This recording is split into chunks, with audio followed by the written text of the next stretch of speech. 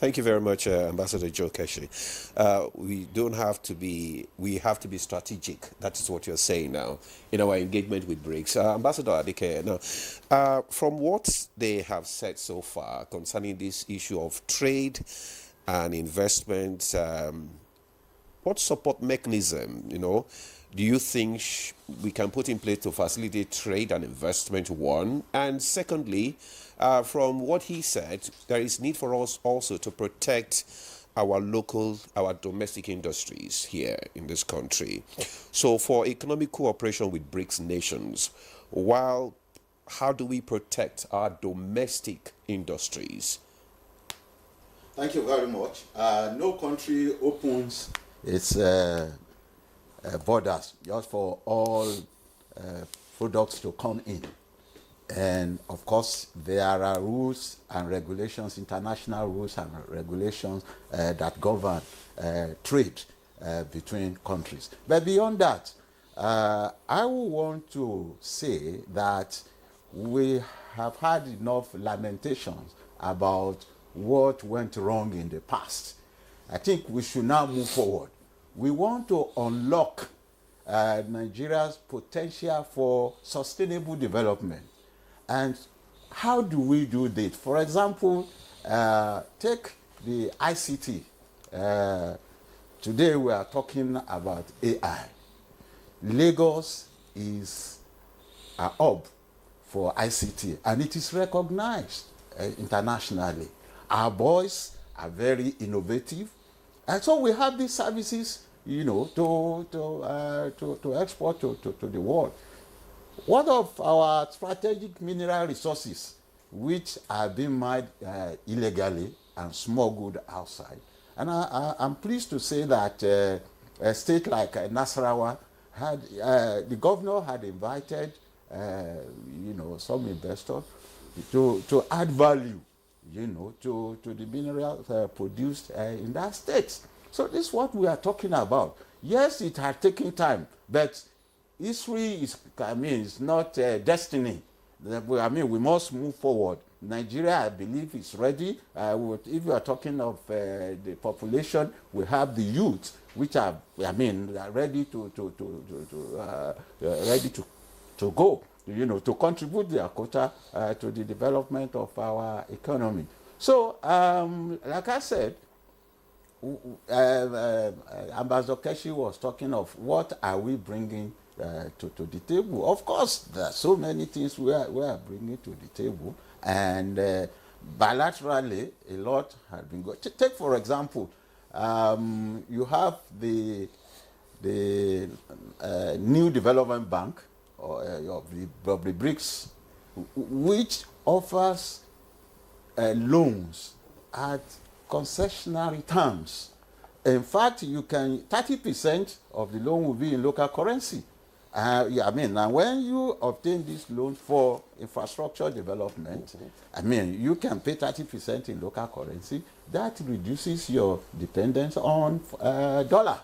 And so it's not that it's not issue about contradiction or opposition from one of the members in India. But what we are saying, even for us as a country, we will not say just today we are done with dollar. No country will do that. But you want to, Nigeria is faced with foreign exchange challenges.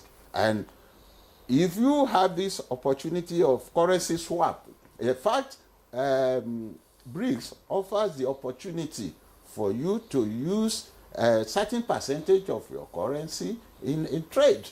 So that again addresses the issue about the foreign exchange challenges. So these are some of the things that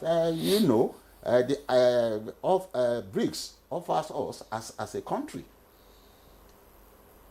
So to me, it should be a win-win situation. And concerning partner at the position as a partner, I think partnership now offers the pathway to full membership. Okay. That's it. Because there have been now. It started at 3, now 4. Now we have 10 full members, and 9 partner countries.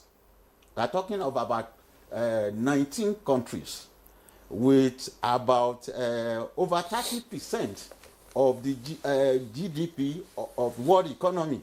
I mean, compared to G7, with just about 29%. So, I mean, there's no way you can ignore this block, called BRICS in the international system. And by the way, why is it that more countries are expressing interest in becoming members? This is because the current system does not address their interests. I mean, a situation where the IMF and the World Bank, in fact, the topmost positions, I mean, no candidate, no matter how good you are, can aspire to the topmost leadership position. And that was why people like Okonjo-Iweala would not be, or did not, I mean, was not allowed to contest for. Well, she did contest, but of course she knew that she didn't have that what's it called, the chance, to get to that position, because the two positions, both the MF and the IMF and the World Bank, have been skewed to United States and Europe.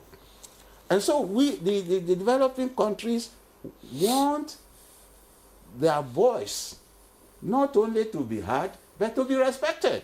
Okay. Take the United Nations Security Council. African countries are not represented at that level, and so we need to be represented, okay, where the major decisions of peace and security of the entire world are taken. So so this group offers us that opportunity, for us to also express our concerns, even issues like climate change. We are the victims. The developed countries are the ones contributing more than 80% of the carbon monoxide to the air. Yep. And today, we are the ones suffering more. And when it comes to mitigation and, of course, adaptation, the fund required to address this concern, they are very reluctant to give. Okay. So these are some of the issues that that have come to the table. To that we, as members of BRICS, will be able to with this time with authority, to address our partners, in the north, and make sure that really they respect our voice, okay, wherever we speak.